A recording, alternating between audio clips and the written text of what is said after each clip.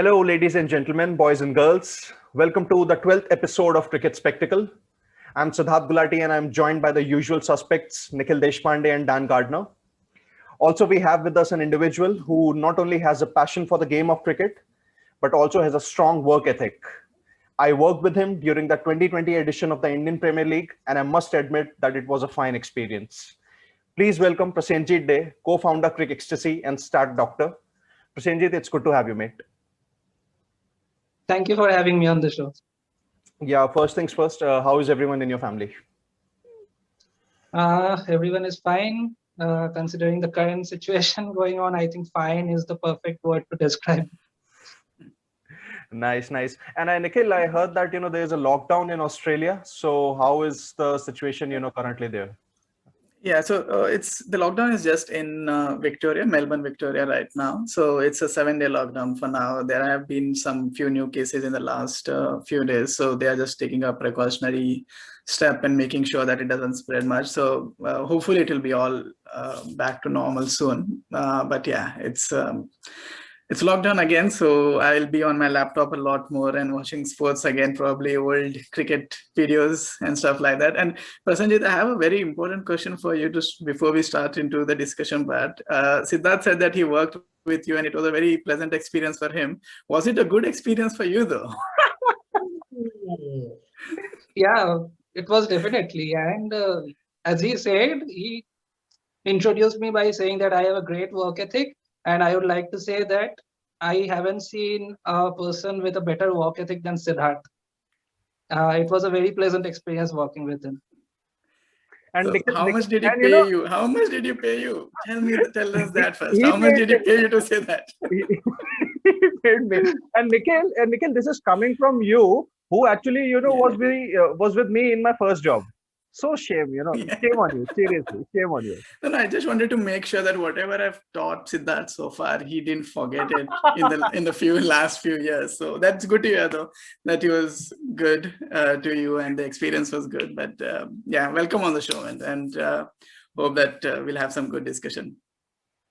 Well, we expect full disclosure at the selection table here, gentlemen. We can't sort of have a robust conversation without it, let me just say. Yeah. Absolutely. Yeah, absolutely. Okay, Dan, I'm going to start with you only. So let's just, start with England's squad news ahead of, their 2-test series against New Zealand. So the wicketkeeper batsman Ben Foakes has been ruled out due to a freak injury in the dressing room. And Sam Billings has been named as his replacement. While interestingly, Haseeb Hameed has returned to the test squad after a long gap. He last played during the tour of India in 2016, 3 tests, if I'm not forgetting this. So how do you see his return panning out? Well, I mean, let's call him Ben Foakes a freak accident. I mean, not wanting to play for England, that's not. I mean, freak accident is a convenient cover. Let's just say that. But what's the interesting at the moment to me is all the IPL players actually haven't been named in that test squad. I mean, you've got Ben Stokes out, another redhead. That's 2 redheads down. Sam Billings, wonderful player, but again, not initially part of that test squad. Jofra Archer also out as well.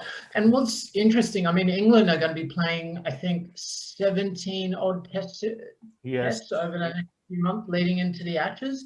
I think we're going to see a lot of burnout amongst the squad. I mean, while they have one eye on the IPL and also the T20 World Cup, I think England are in serious danger of burning out their squad before the main event at the end of the year.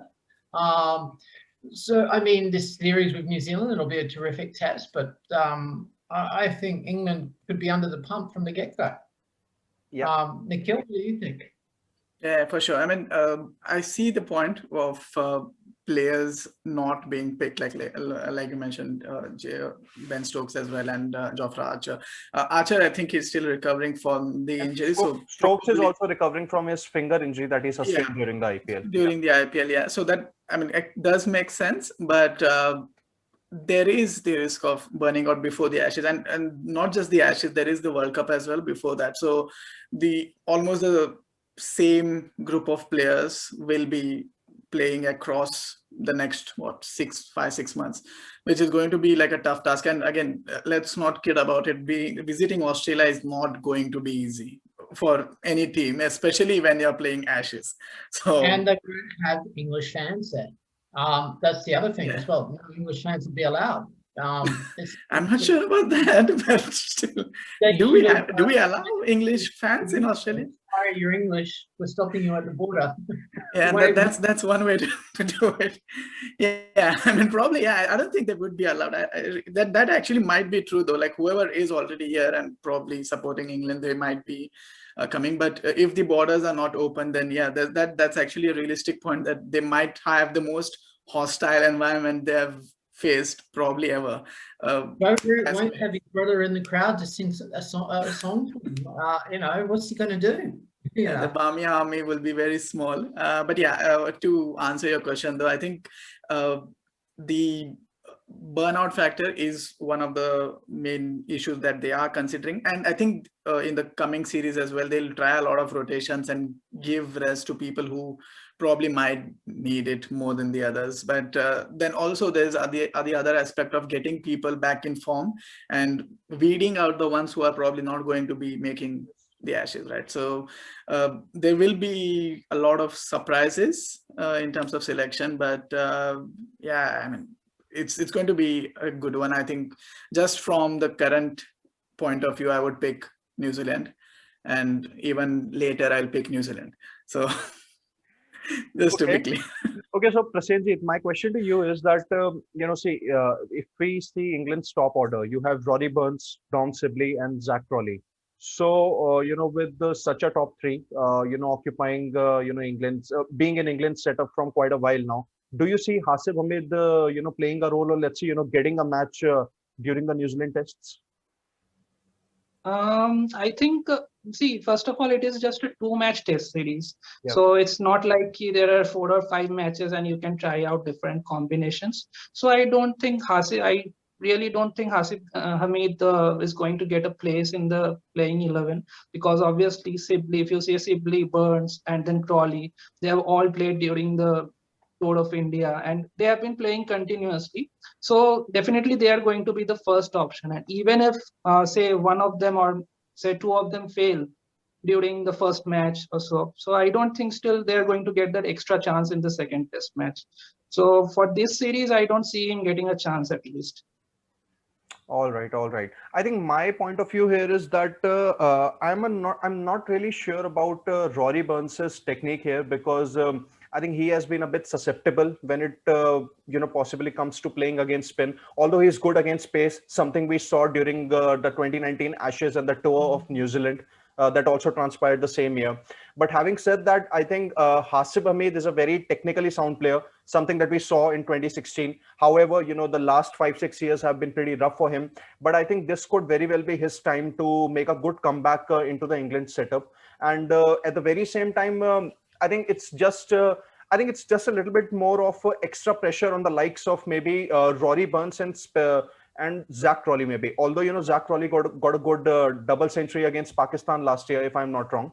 But a player of, Haseeb Hameed's quality is, bound to put pressure on the likes of, these 2-3 players. So yeah, it would be interesting to see if, he gets a game. And if not the New Zealand tests, then I'm pretty much sure that, come the India series, he might actually get a game there. Yeah, he can get a game there, but actually Rory Burns, if you see, he has been in very good form in county cricket. Yes. He has been scoring 50s and 100s for fun. So there's no way that he is going to get replaced. Maybe Crawley and Sibley's, especially Sibley's position, might be under threat, and Haseeb Hameed can get in there. But Burns is going to be their consistent opener, I think. At least he has done his bit in this England side. That could also be possible. Yeah, very much possible. So yeah, Prasenjit, staying with you, I think just moving our discussion a bit to the New Zealand team. So what do you think, what are the areas that New Zealand need to address in their playing 11 before the all-important World Test Championship final? I think New Zealand have a very good squad especially for these English conditions. Yeah. If you see, they have one of the best bowling lineups, test bowling lineups in the world.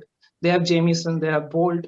So their bowling attack is really, really good and suited to this English conditions. And batting, if you look at batting, they have the experience of Kane Williamson, Ross Taylor, and BJ Watling is there as well. I think he is a very underrated batsman in Test. He is not rated that highly, but he is a very, very good batsman for this format. Yeah. And the likes of Nichols and then Latham, they are young and they can, and they have had a certain, like, they have had a fair bit of experience as well.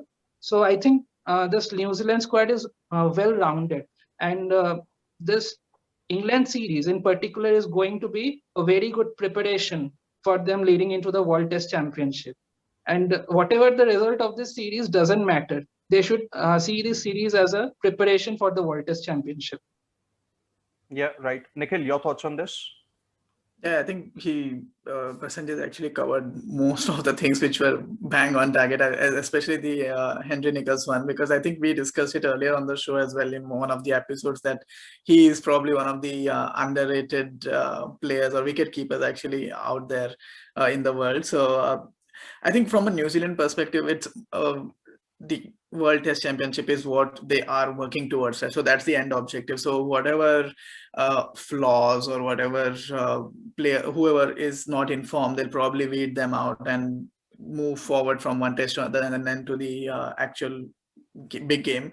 But there's not much you would change. I mean, you would not want to change because you want to go with that setup where you already are comfortable. Everyone knows their roles and stuff like that. So there's not going to be a lot of changes, barring any freak injuries. Like if someone actually trips in the dressing room, like who was the England guy who fell? Ben Fox. Yeah, if he does that, then maybe they have to. But apart from that, they have a solid lineup there. There's not going to be too many changes. New Zealand in general, I think Kane Williamson doesn't change a lot. He's not like going to be making any rash decisions. So yeah, they're already there. They're already set. It's just a matter of who's in form, who's not, and yeah, they'll just play the two games and see how they go. I don't think there's much to change, but yeah, let's hope they're out of form, all 11 of them. So that's the only thing we can pray for as Indian cricket team fans. Dan, any special thoughts or anything different from what the other two have said? Well, I mean, special. I mean, you're trying to pick between England and New Zealand, you know, it's pretty bleak when that's the only cricket's on in the world. I mean, England and New Zealand. Look, I mean, a lot's been made about New Zealand's performance over the last 12 months for them to get into the World Test Championship. But you've got to remember, New Zealand have a shocking away record. They don't know how to win. They don't know how to win away from home. Yeah, I mean, their bowling attack is actually quite balanced, but if one of them get injured, I mean, it's actually quite light. I mean, you're looking at Wagner, you're looking at Southey, you're looking at Bolt. I mean, they're coming towards the end of their careers. I mean, and if they're not going to win in England, they haven't won in England previously, and it's very difficult to see them winning now.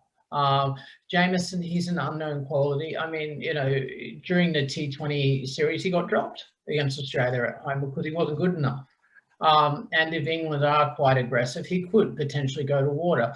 I mean, I'm not reading too much into New Zealand's form because they don't play well away from home. Traditionally, they've struggled. And I mean, if the other Test nations had their full complement of tours, they wouldn't be in the Test Championship. It's like giving your little brother a go. They got there by default, you know, by default with other teams, you know. If Australia had toured South Africa, they more than likely would have been in, you know, against India as well. So I sort of see this as an unknown quality. I mean, England have named a squad that's very light on experience, but they're international experience. But, you know, those players that have been named are actually performing quite well at the start of their domestic season. Yeah. So yeah, it's an extremely balanced matchup. If New Zealand can't win this series, they don't deserve to be in the Test Championship. Let's put it that way. That's a very valid point. But I think from New Zealand's playing 11 perspective here, I suspect I think there could be two changes from you know, what has been the usual case in the last few series for them. I think Devon Conway could replace Tom Blundell at the top spot alongside Tom Latham. That could very well be the case considering the fact that Devon Conway is in really good form in the white ball formats. He showed some exemplary form in the last few series. And I think at the very same time, we could also see the return of CDG, Colin de Grandhomme, in place of Daryl Mitchell. I think Daryl Mitchell hasn't done anything wrong here, but CDG actually offers that extra, I think, bowling factor here, because he's someone who can actually be the first change or the second change bowler for New Zealand. Mitchell hasn't really bowled well since the time he replaced CDG in the New Zealand 11 when he was out with an injury. So yeah, I think Hang on. to change. Yeah, hasn't done something wrong. You're dropping him. You're weeding him out, Nikhil. You just without Mitchell. You destroyed his career. I mean, that's a harsh call. I mean, I agree with it. I agree with it because CDG will actually give them that swinging option in those seaming conditions. I agree with it, but it's going to be a very difficult conversation to have, though. Like, okay, we are going to drop you. What's the reason? I don't know. I mean, you didn't do much wrong, which is exactly how it's going to go down, isn't it? Like, Mitchell is going to be like, why? And I don't think they will have a good answer apart from that. This is just a team decision, but yeah, it's going to be a hard call, though. I think they would do it, but yeah, let's see. I mean, if Sidharth was the coach, they'll probably do it. But if Dan was the coach, they'll probably not do it. So there's no right or wrong, maybe. No, I can have those hard conversations, and like how this breakup's going to go is I'm just going to get some guy off the street to read out this breakup letter. Yeah, that's probably the best way to do. But it's all you. It's not me. Take one for the team. It's you, it's not me. Yeah, that's a good one, actually. I think let's go with that. The bowling factor is actually is crucial here, because Mitchell hasn't really bowled much. You know, he didn't really bowl much in the Pakistan tests also, you know, as I remember.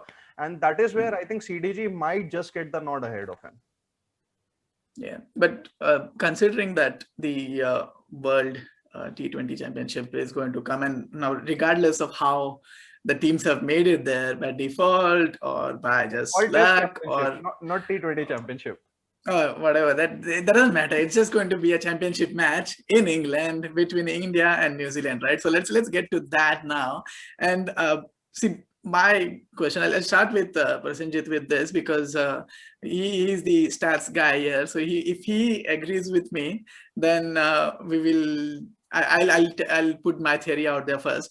Would you say, Prasenjit, that captaincy, or we don't need the numbers, but in terms of, like, let's say captaincy between Virat Kohli and Kane Williamson, considering how close the two teams are, and both are playing on a neutral ground, so there's no home ground advantage either, would you reckon that captaincy might be the actual factor which will decide the championship match between Kane and Virat? Because Virat, as you know, like, for all the good that he has done, and India has done a lot of good, there is always that criticism with him that he's not the best captain out there.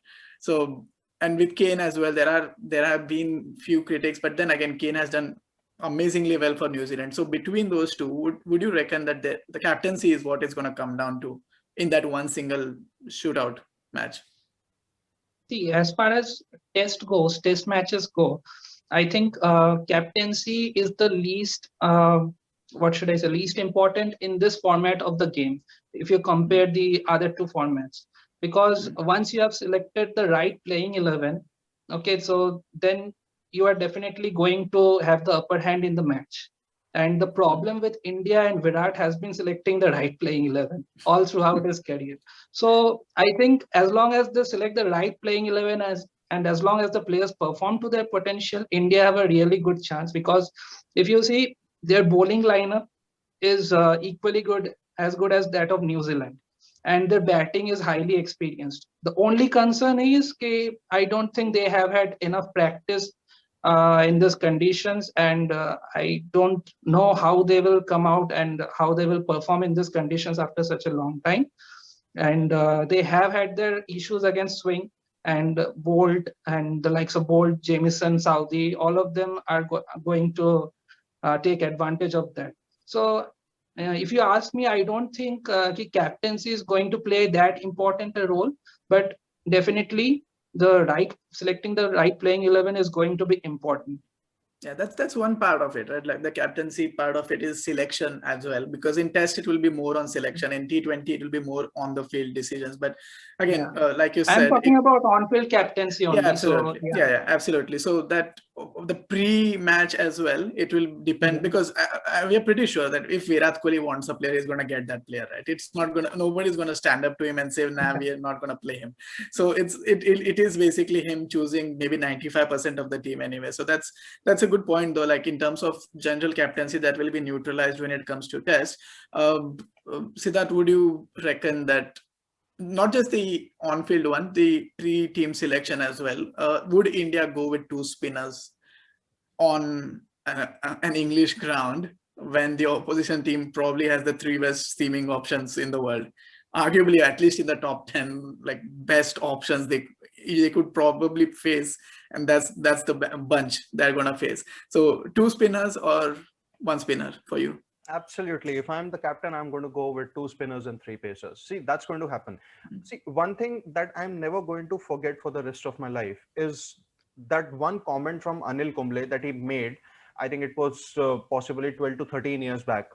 And it was regarding some Indian team selection for some tour or some series, I remember. And he said that even, even if spin is your strength, and even if you're playing in conditions where, the ball swings a lot, you must play to your strengths. And that is where I feel that not only Indian pacers have done well, both at home and at overseas, but at the very same time, you have 2 of the best spinning all-rounders in world cricket currently, Ravindra Jadeja and R. Ashwin. Both of them can actually do wonders with the ball. We have seen that, we have established that in the last 10, 11 years, and at the very same time can also play those crucial knocks.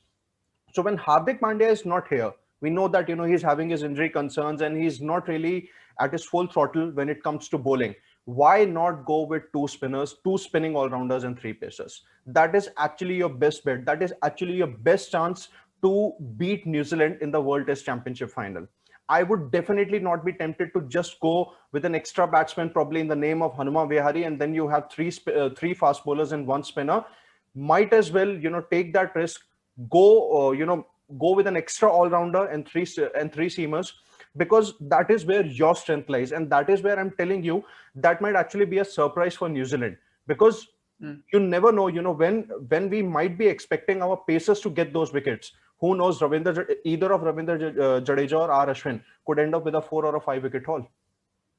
Yeah, I mean, that makes sense. I mean, if I was New Zealand, I would expect you to play 4 seamers, right? Like the whole world will probably expect you. So that is the element of surprise is one aspect of it. Dan, would you, if you were Virat Kohli, and we all know how close you are to Virat Kohli, what are you going to be telling him if you are to tell him, like, he obviously is going to call you before the team selection, so 2 spinners or 1 spinner and 3 seamers, how 4 seamers, sorry, 1 spinner, 2 spinner, make your call. Hey, is Shikhar Dhawan opening? I don't think so. Easy. Shikhar's going to be opening, so no. If Shikhar's opening, then the rest of the conversation is irrelevant, right? We are going to win anyway. Like, I'm the big V and I, like, we talk about this. He said the other day, Dan, I've got to play in England. And I said, V, this is what you do. You get Pandey to roll his arm over, give you a good 10 overs a day, you're solid. So I would still go with 3 steamers and probably 2 spinners. Like, you could, I'd stack the team, or 1 spinner maybe. But I just think and I'd probably go with Ashwin as my guy. Ashwin's experience, and he can bat too. I mean, there is. Does Ashwin have a century in England? No. But I know one thing is for sure, that he has more centuries than the current Australia Test captain, Tim Payne. That's a fact. Yeah. Jordan's got more centuries than Tim Payne, mate. I mean, that's not really a solid jab. Like, that's not something that's going to make me cry. That might make you upset, but that's okay. And Nikhil would be upset. Yeah, I would be upset though. I like Tim Payne. Come on, better than that. And Tim, nice guy. He's nearly 40 years old, mate. And he keeps. Yeah, he's working very hard for the role right now. Adam Gilchrist, I'm sorry, just because we produce the greatest wicketkeeper batsman of all time, you can't expect everyone to sort of come up to that level, that rare air.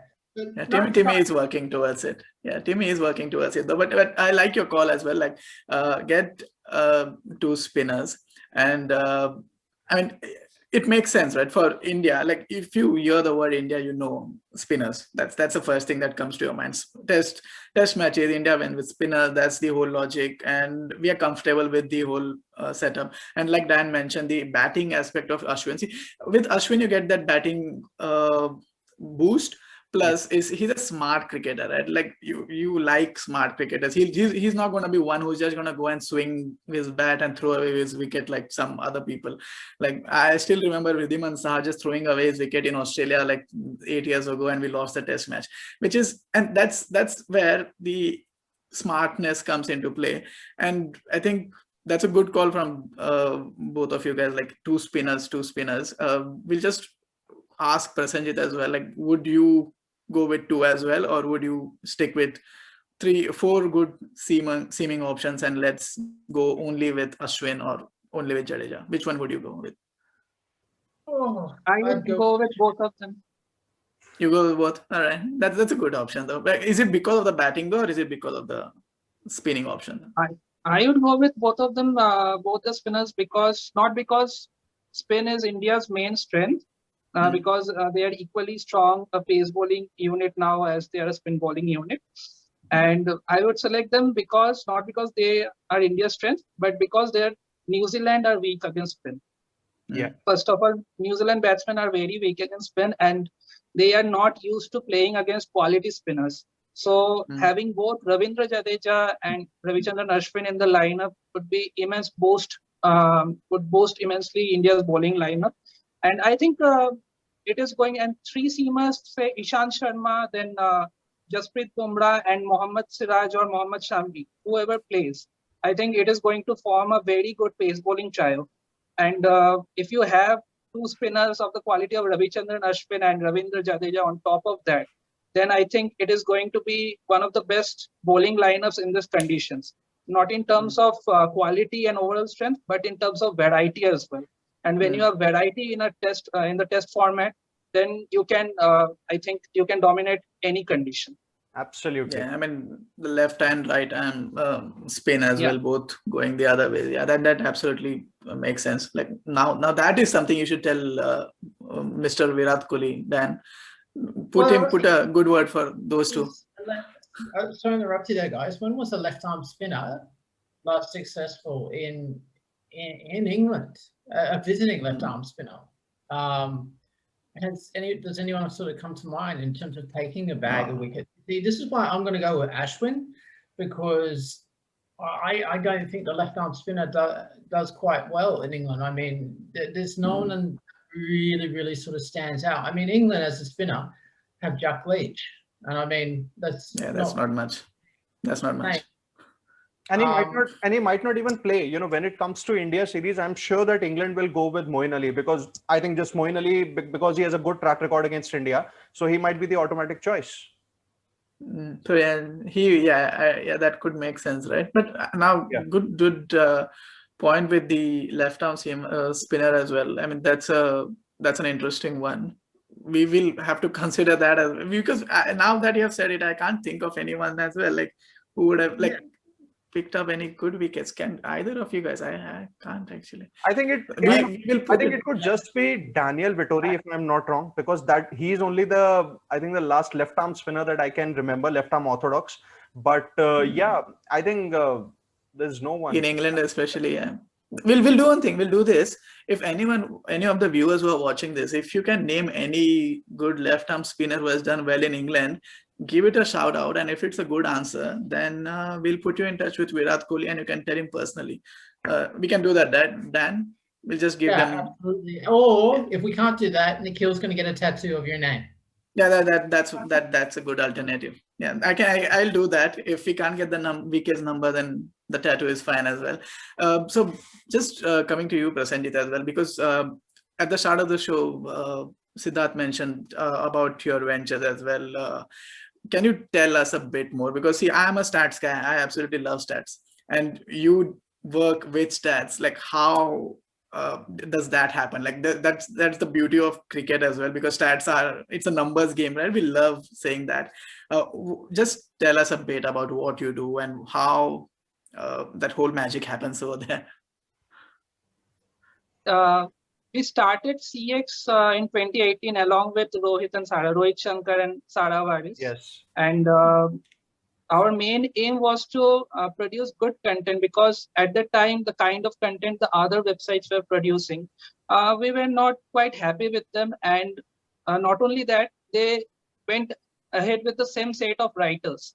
And in India, when you have a population of 1 billion people and you have billion opinions as well, so to say that there are not any more good writers, that is kind of unfair. So our aim was to find out good writers who would develop unique content, something new, and not not go ahead with the age-old ideas like the nostalgia stuff and then other say anecdotes and all that. So we decided to venture into this statistical area, and now we have got the Stat Doctor page running on social media as well. And within the next 2-3 months, we will have the Stat Doctor website as well. And nice. We will have advanced data for all matches like IPL and other T20 leagues and international cricket as well. So that is something we are looking to do. And I hope everyone will like it. Of course. I mean, I am already a huge fan. When Sidharth told me that you were coming on the show, I couldn't sleep that night. I was like, yes, this is it. I'm finally going to meet the person behind that, whose brainchild that is, because I followed you guys, especially during whatever IPL happened this year as well, because I play a lot of fantasy sports, right? So those matchups, which you guys used to put, and that was very, very interesting for me, because of certain bowler, a certain batsman, what was their record and head to head and stuff like that, which is like very interesting and very important as well, like not just for fantasy players, but as cricket fans, we love to hear about those kind of things. What could we expect though on the new Stat Doctor website? Like, if all the listeners, obviously they want to go and check it out, but please do. I'll get your tattoo as well, whoever visits the website. But what will be present on the website? Like, what can they expect coming to the website though? At the moment, there are very few sites. I think calling it very few would be unfair again, because I haven't seen many sites who have done like advanced data. It is not open to the public, first of all. So if you want ball by ball data and then over by over data, how has a batsman done in a particular, say, between over number 1 to 6, or say in the middle overs, over 7 to 16 in a T20 game. So all that data will be available to the users right now, because we will be opening that data to the public, and they can use it, they can play with it, they can do whatever they want with it. So like visualizations and stuff, that would be, can they do that as well? Oh, that's pretty cool though. Yeah, exactly, because I think it is kind of unfair because cricket is evolving day by day, and the fans, the audience is becoming smarter and smarter, and everybody is becoming data oriented right now. So not to have a site which would have all the data available to the public, that is kind of unfair to the audience. So we are looking to fill that gap in the market. Yeah, I think Cricinfo has a bit of stats guru section, but I think it's just too much noise there, which I feel. I mean, I'm pretty sure that someone as stats savvy as you will probably be able to find much better stuff than I would, maybe. But yeah, I'm really excited now. I can't probably sleep tonight as well. So that's the case. If I'm not going to have any caffeine for the next 2 days, I don't need it anymore. But I think that's something which every one of us should look forward to, and even whoever is watching, if you have reached till now, please check out Stats Doctor on Twitter. I can personally endorse it. I have a tattoo, by the way, of Stat Doctor but I'm not going to reveal it, obviously, because we'll have to reveal the whole thing someday later. So we'll keep it under the wraps for now. But it's been a a lovely discussion. Sidharth, if you have anything, any final words to wrap it up, because I'm literally losing my chain of thought now. And I think, see, you said, to people to, check out the Stat Doctor and CricXtasy. So I'm just going to remind people that do check out for Cricket Spectacle also, because we are really, I would say, increasing at a rapid pace. Episodes are happening a lot. And I'm really excited that, we guys are really pulling off, something good, something I would say might not be extraordinarily unique, but yeah, this is something quality that I am pretty much sure that, we guys are talking about. And as and when the time progresses, we are also going to make some variations. And we really hope that, hardcore fans like it and they really give their feedback about what we are doing and where we can improve. And so, yeah, till then, I would say, just subscribe to our channel, keep liking and commenting on our videos. It's going to help us a lot. And till then, I think on the behalf of Nikhil, Dan, Prasenjit, it's Sidharth saying goodbye. Oh, wait, Prasenjit, just before we say goodbye, guys, apologies to, again, to Shikhar Dhawan tonight. We ran out of, unfortunately, we couldn't get him on the show. Shikhar, again, we will try again next week. So apologies, my friend. For Prasenjit, I think, who looks a bit confused here, this is a norm. This has to happen before I say goodbye. Unfortunately, I had to say goodbye because I wanted Dan to not say it today. Now we have to apologize to Shikhar. He's waiting to just come on the show, and if you don't have him, then calls every day, like Prasenjit. This has been ongoing drama. I mean, ever since Nikhil had him kicked out of the Indian team. He's been wanting a rebuttal. He's been wanting to get on the show and rebut that. And, we can't fit him on. We will next week. We'll have Shikhar the one. Like India's best opening batsman. I'm sorry, but that's how you value your time over him. Yeah, we will have him next week for sure. That's a guarantee. And if we have time, obviously, but we'll have him. All right, guys. All right. See you next week. Okay. Thank you guys for having me on the show once again, and all the best to you guys with Cricket Spectacle. Thanks, man. Thank you so much. Thank you. Cheers. Cheers. All right. Bye. Yes.